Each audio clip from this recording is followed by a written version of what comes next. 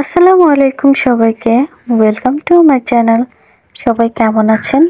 আলহামদুলিল্লাহ, আপনাদের দয়ায় আমি অনেক ভালো আছি। আমি আজকে আপনাদের সাথে শেয়ার করব আমি যেভাবে কই মাছটা ভাজি করি।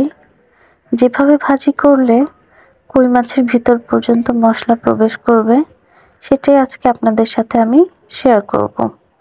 দেখুন, এখানে আমি দুটি বড় সাইজের কই মাছ নিয়ে নিয়েছি। আর কই মাছ দুটো কিন্তু প্রায় 600 গ্রাম ছিল, মানে বড় বড়ই ছিল। এজন্য আমি দুইটা নিয়ে নিয়েছি।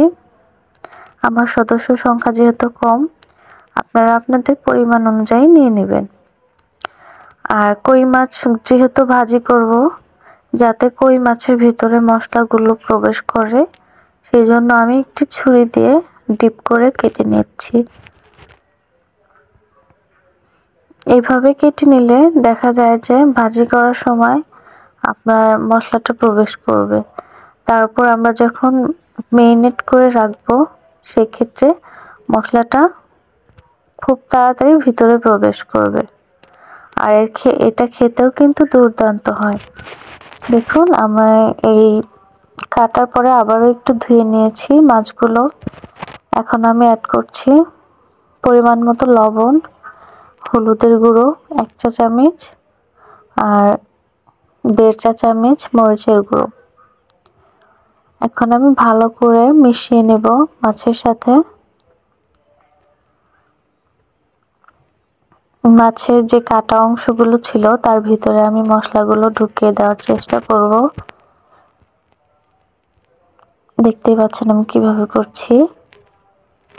এইভাবে আমি মাছটা এখন 1 ঘন্টার জন্য রেখে দেব ম্যারিনেট করে, যাতে এর ভিতরে মশলাগুলো প্রবেশ করে।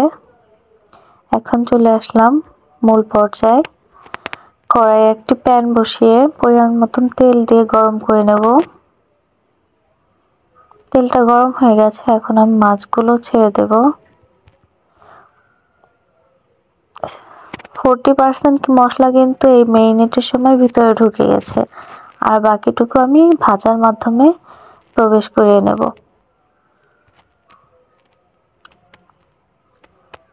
দেখতেই পাচ্ছেন আমি উল্টিয়ে পাল্টিয়ে ভেজে নিচ্ছি। মাছটা খেতে কিন্তু দুর্দান্ত লেগেছিল। আপনারা অবশ্যই বাসায় ট্রাই করবেন। আর এইভাবে মাছ ভাজি করলে কিন্তু আর কিছুই লাগবে না গরম ভাতের সাথে। সবাই বাসায় ট্রাই করবেন। আর আমার রেসিপিগুলো যদি ভালো লেগে থাকে তাহলে অবশ্যই আমার পাশে থাকবেন, আমাকে সাপোর্ট করবেন। আর সবাই সবাইকে সাপোর্ট করবেন, যাতে সবাই সামনের দিকে এগিয়ে যেতে পারে। আপনারাই আমাদের অনুপ্রেরণা যোগাবেন। সবাই ভালো থাকবেন, সুস্থ থাকবেন। আল্লাহ হাফেজ।